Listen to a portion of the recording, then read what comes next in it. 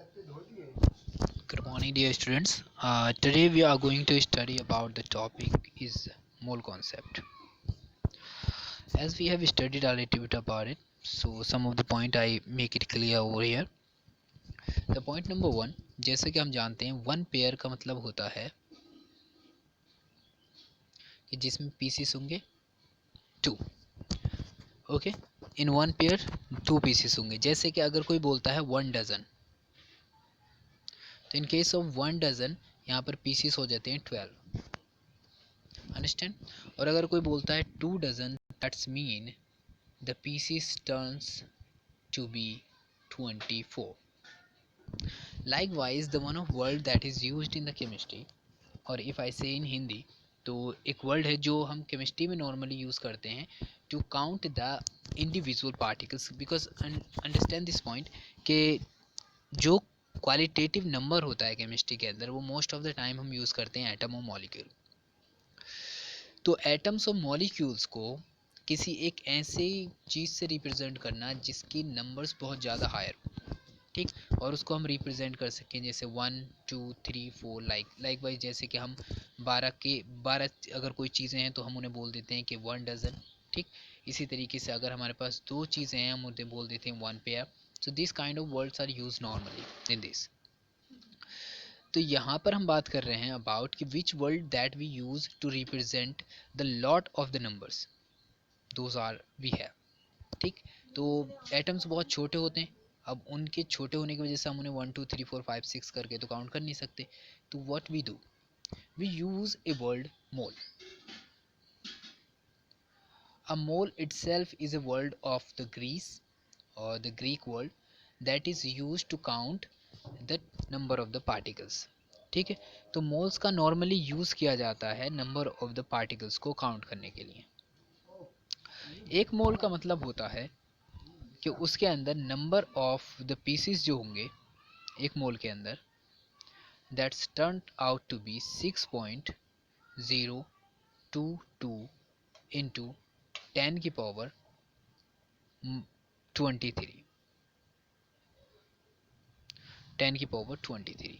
This become the number of pieces in one moles. तो ये क्या होता है, नंबर ऑफ एटम्स को काउंट करने के लिए इसका यूज़ किया जाता है. ओके, इस चैप्टर में हम स्टडी करने वाले हमारा ऑब्जेक्टिव जो रहेगा वो भी अंडरस्टैंड और डिफाइन द मोल और मोलर मास के बारे में, ठीक. फिर हम पढ़ेंगे इसमें कि कैलकुलेशन जो परफॉर्म की जाती है जो इवॉल्व होती हैं टू कैलकुलेट द मोल. इसके बाद जो चीज़ आएगी हमारी, हम पढ़ेंगे Avogadro law because it plays a vital role to understand this concept कि अवोगाद्रो लॉ क्या है, ठीक. इसके बाद जो आएगा अगला that is state of the law of the conservation of matter, यानी कि मैटर जो होता है वो किस तरीके से कंजर्व्ड रहता है in a chemical reaction. A little bit we discuss about the balance equations और apply mole concept to the equation कि how we can apply a mole concept to equation. जैसे कि अगर one atom reacts with the one another atom and a form a molecule और a product, likewise अगर one mole atoms होंगे तो वो react करेंगे जितने भी मोल्स एटम्स के साथ, तो उस तरीके से जो भी प्रोडक्ट बनेगा. तो इस तरीके से हम इस चीज़ को समझ सकते हैं. फिर इसमें हम पढ़ेंगे रिलेटिव मॉलिक्यूलर मास और रिलेटिव फार्मूला मास, ठीक. मैं पहले बता चुका हूँ मॉलिक्यूलर मास हम कैलकुलेट करते हैं कोवेलेंट कंपाउंड के लिए मोस्ट ऑफ द टाइम, और फार्मूला मास हम यूज़ करते हैं फॉर द आयनिक कंपाउंड, ठीक. The next one we are going to study about in this, that is standard solution. What are the standard solution and how we can make them or define them. All right, to be ready for some of the things to be mastered in these slides, that is mathematical principles of simple proportion ko, mathematical principles of the simple ratio, and the mathematical principles of the transposing, ठीक. And the last one, that is the mathematical principles of the simple equations that we normally use. Here, what is mole? The section A specific objective number 6.1. यहाँ पर आप सबसे पहले balance देखें, और balance में आप क्या देखेंगे, यहाँ पे 12 ग्राम है और यहाँ पर दिया है 63.5 ग्राम. अब देखें यहाँ पर ये है कॉपर. कॉपर का मास जो होता है वो होता है 63.5 कॉपर के 1 मोल का या 1 एटम का जो मास होगा वो होगा 63.5 मॉलिक्यूलर वेट, और जो इसका मास होगा अगर 1 मोल की बात करेंगे तो वो हो जाएगा 63.5 ग्राम। एग्जैक्टली सेम अगर हम कार्बन की बात करते हैं तो कार्बन के अगर हम मास की बात करें तो इसका मास होता है मास नंबर 12। सिर्फ एक एटम का मास नंबर क्या होता है 12 होता है। अगर हम इसके मोल की बात करेंगे तो 1 मोल का कार्बन 12 के हो जाते हैं 12 ग्राम एग्जैक्टली। 12 ग्राम को अगर हम लेते हैं कार्बन 12 के 12 ग्राम लेते हैं तो इसका मतलब होता है कि हमने क्या कंटेंट लिया है 12 ग्राम लिया है। ठीक, इसमें एक चीज़ जो आपको याद रखनी है वो ये कि अगर एक मोल की बात चलती है तो एक मोल में नंबर ऑफ एटम होंगे 6.022 इंटू 10 की पावर 23 एटम्स इन 1 मोल। और कार्बन के लिए क्या है, इसका एटॉमिक मास 12 है, तो इस वजह से इसका 1 मोल का जो मास होगा वो कितना होगा 12 ग्राम हो जाएगा। ठीक, इसी तरीके से जो कॉपर होता है उसका जो मास होता है वो 63.5 होता है। जस्ट बिकॉज ऑफ दैट अगर तुम इसके 63.5 ग्राम लेते हो कॉपर के तो वो किसके बराबर होगा 1 मोल के। और इसके अंदर जो नंबर ऑफ द पार्टिकल्स होंगे वो क्या हो जाएंगे सिमिलर हो जाएंगे। ठीक, इसे कुछ इस तरीके से समझ सकते हैं कि कार्बन के साथ ऐसा क्यों है और कॉपर के साथ ऐसा क्यों है। Because the copper is more heavy than the carbon, because carbon क्या होता है लाइट एलिमेंट्स होते हैं और जो कॉपर होता है वो हैवी एलिमेंट होता है। तो अगर मैं डिफाइन करूं मोल्स को तो ये कहता है the quantity of A given substance, कि आपके पास कोई भी सब्सटेंस है जिसकी जो क्वांटिटी है that contain the same number of the elementary entities, molecule हो या फिर फार्मूला यूनिट हो, एटम्स हो, आयंस हो, यानी कि जो एग्जैक्टली कंटेन करता हो सेम नंबर ऑफ एंटिटीज, जैसे कि कंटेन करता है 12 gram of exactly 12 gram of carbon 12, कि जितने एटम कार्बन 12 कंटेन करता है अगर इतने ही एटम कोई दूसरी चीज़ कंटेन करती है दैट इज़ कॉल्ड, जो दूसरा सब्सटेंस इतने ही एटम को अगर कंटेन करेगा तो वो कहलाएगा उसका 1 मोल। ठीक, तो जितना 12 ग्राम कार्बन कंटेन करेगा नंबर ऑफ एटम, इतना ही क्या कंटेन करे कोई दूसरे के पास भी इतने ही एटम है तो दैट्स मीन वो क्या होगा 1 मोल होगा। अब कॉपर के पास इतने ही एटम अगर हुए तो इसका मतलब होता है कि उसका 1 मोल जो बराबर होगा वो 63.5 ग्राम के बराबर होगा। This is a relationship between mole and molecular mass में या मोलर मास में। ठीक है, here we talk about similar and this is introduction of mole. तो a mole is the number of atom और molecule in 1 gram of hydrogen और 12 gram of carbon, यानी कि एक मोल जो होता है वो नंबर ऑफ एटम्स होते हैं, एटम या मॉलिक्यूल होते हैं जितने कि 1 ग्राम हाइड्रोजन के अंदर हो या फिर 12 ग्राम कार्बन के अंदर हो। अब try to recall your memory कि यहाँ पर क्या है कि एक अगर तो आप देखेंगे molecular mass of the hydrogen then that is always 1 और molecular mass of the carbon that is 12। तो अगर हम कि जितना मॉलिक्यूलर मास होता है अगर इतना ही हम उसे क्या कर लें वे करके ले लेते हैं ग्राम में तो दैट इज इक्वल टू 1 मोल। अगर हम डबल लेंगे तो क्या हो जाएगा 2 मोल के बराबर हो जाएगा। और ये नंबर होता है 6 इंटू 10 की पावर 23, जिसे हम क्या कहते हैं 1 मोल कहते हैं या फिर एवोगाड्रो कांस्टेंट कहते हैं। और ये लिया गया है in the honour of Amedeo Avogadro, के ऑनर में इसका नाम रखा गया है एवोगाड्रो कांस्टेंट। अगर एक मोल एटम की बात करें किसी भी एलिमेंट के will have mass equal to its relative atomic mass, और अगर इसका जो रिलेटिव एटॉमिक मास है उसे लिया जाता है और उसे हम एक्सप्रेस कर देते हैं ग्राम में that is known as the atomic mass of 1 mole. Okay, here it is gram per mole, they are talking about the gram per mole. तो इसकी डेफिनेशन की बात करते हैं मॉलिक्यूलर मास की, तो हम पहले ही समझ सकते हैं कि मोलर मास का मतलब होता है कि जो भी उसका मास है चाहे वो कोई कंपाउंड हो या फिर कोई मॉलिक्यूल हो या एक एटम हो या फिर कोई एटम हो, अगर उसके बराबर हम ग्राम में मास ले लें जो भी उसका मॉलिक्यूलर मास हो, मॉलिक्यूलर मास हो और एटॉमिक मास हो, और अगर हम उसको ग्राम में ले लेते हैं that is called the 1 mole.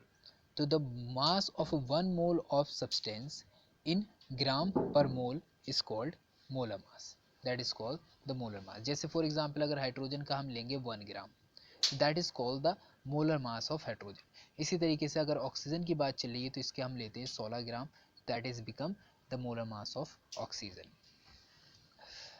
Here we have the mass of 1 mole.